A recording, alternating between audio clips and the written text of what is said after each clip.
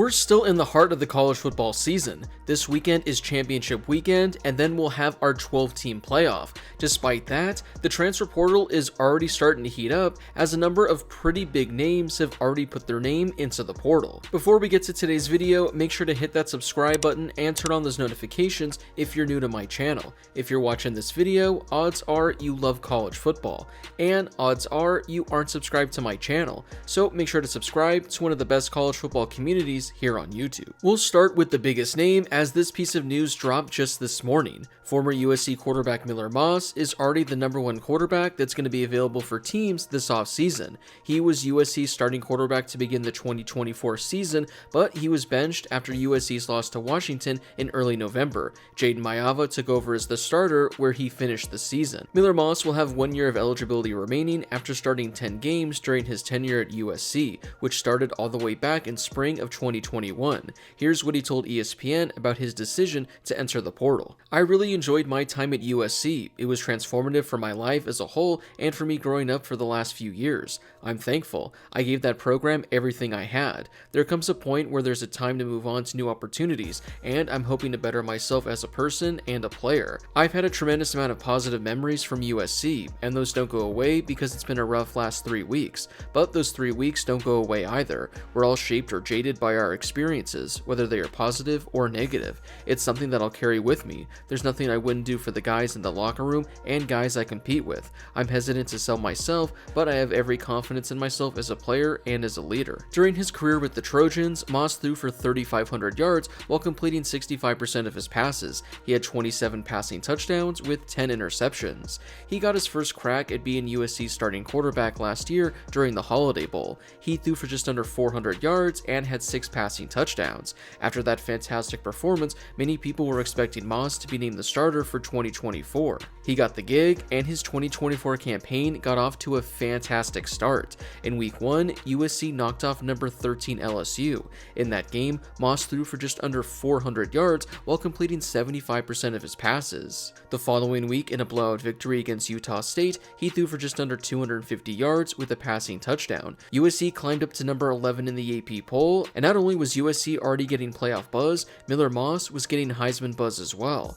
Well, that was the high point of USC's season. Moss would go on to lose 5 of his next 7 starts as USC's quarterback. He had a number of solid performances in there, but there were also a lot of duds. In his final start of the year at Washington, Moss threw 3 costly interceptions that ultimately lost USC the game. At that point, the Trojans decided to go in a different direction for the remainder of their season. According to ESPN, there's expected to be a strong market for Miller Moss. In an interview, he said that in his next step, he's going to look for a school that can compete for a conference championship and win at the highest level. He also wants a program that can ultimately help him develop for the next level. He said he's looking forward to engaging with different coaching staffs about systems. "I'm not sure which programs are going to be in the market for a starting quarterback. If I were to guess, it's going to be a lot of them, but it's going to be fun to see where Miller Moss ends up for 2025. And like I said at the beginning of this video, as of right now, he's the #1 quarterback that's currently available in the portal. Another notable quarterback who put their name into the transfer portal was Virginia quarterback Anthony Colandrea.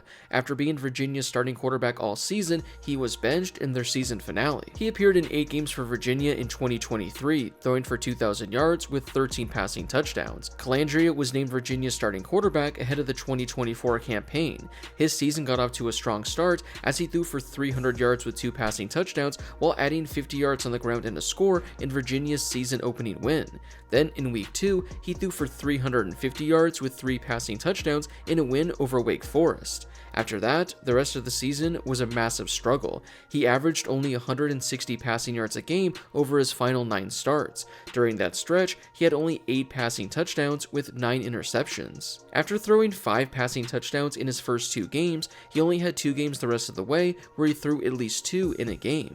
The numbers weren't really there in 2024, but he has shown flashes of being a really solid quarterback. Moving on to wide receivers, we have Texas Tech freshman receiver transfer Micah Hudson, who was the Red Raiders' highest-ranked signee in the modern recruiting era. He joined Texas Tech in their 2024 recruiting class and was the program's first ever 5-star signee. Well, safe to say, he didn't pan out the way many were hoping. As a true freshman, he appeared in only 8 games and played a total of only 107 snaps. Overall, he finished his season with 8 catches for 120 yards. He last appeared in a game on October 26, as he didn't play in the final 4 games of Texas Tech's season. His best game of the year came against North Texas, where he caught 3 passes for 43 yards, both season highs. He didn't see the field all that much, but injuries definitely played a role. He missed spring football because of a knee injury and missed time late in the year with a lower leg injury. Texas Tech also had a pretty deep receiving room, so they gave snaps to guys like Josh Kelly, Caleb Douglas, and Coy Eakin. Back in May, Texas Tech head coach Joey McGuire said that Hudson was better than any of the 4 receivers that went to the NFL that he coached when he was at Cedar Hill High School in Texas. He said he expected Hudson to play a lot in 2024, if not start for Texas Tech.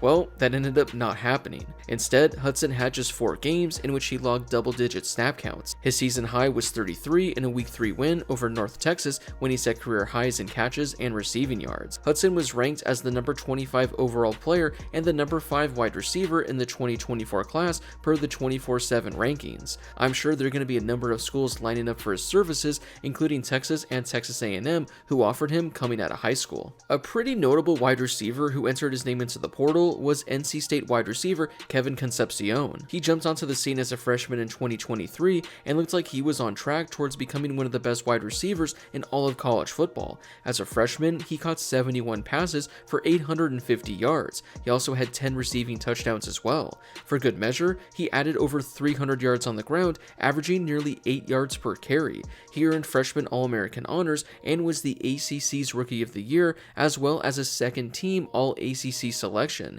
He set NC State freshman records for receiving touchdowns and receptions. His 71 receptions were also the 6th best of any receiver in school history. His 840 receiving yards were the 2nd best by a freshman in NC State history as well. Overall, he ranked 10th in the conference in all-purpose yards per game as he averaged 89 yards. He also ranked 3rd in the ACC, averaging 5.5 receptions per game. His 2024 campaign got off to a strong start, and it looked like he was heading towards becoming a potential Biletnikoff finalist. In NC State's season opener, he caught 9 passes for 120 yards and had 3 receiving touchdowns. After that, his season was a complete wash. Overall, he finished his 2024 campaign with 53 receptions, 460 receiving yards, and 3 receiving touchdowns.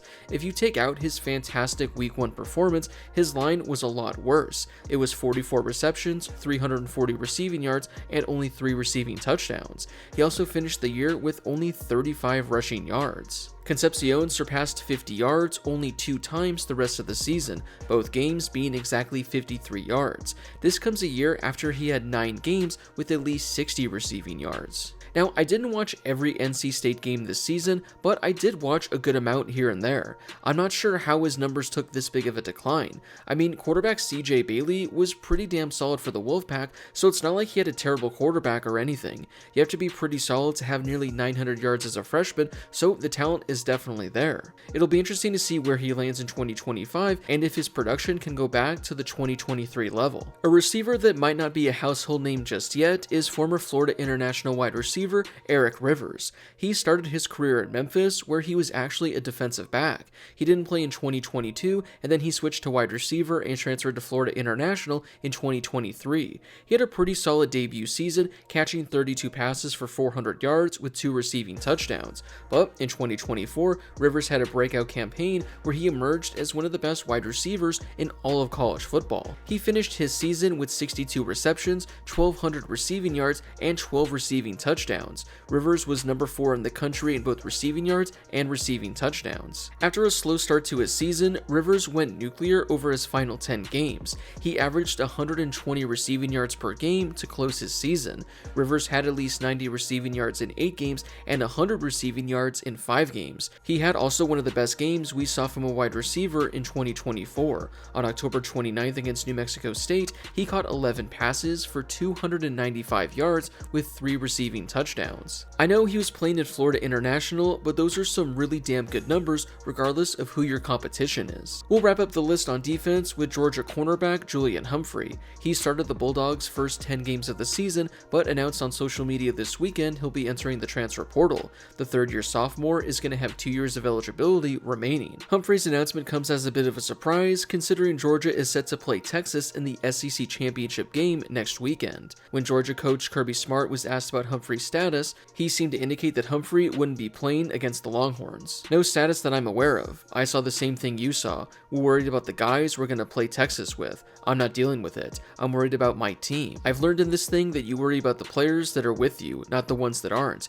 You focus on the guys that are out there on that field playing it and trying to win games in 8 overtimes, that love the University of Georgia and want to compete and be part of it. You don't really try to focus on the guys that aren't, because they'll be looking for the next stop. We've got guys all over the place that aren't here now that wish they could come back. It's a decision each kid has to make. First off, Kirby was taking a number of shots in that quote. I mean, that was actually pretty remarkable there. Humphrey lost his starting job to sophomore Daniel Harris against UMass 2 weeks ago, and Humphrey didn't play this past weekend against Georgia Tech. Humphrey was ranked the number 19 cornerback nationally by ESPN Recruiting in 2022. He nearly entered the transfer portal after the 2023 season, but he opted to return to Georgia. For the season, Humphrey had 10 tackles and 4 pass breakups. Well, that wraps it up for today's video. Which player do you think is going to make the biggest impact at their new school in 2025?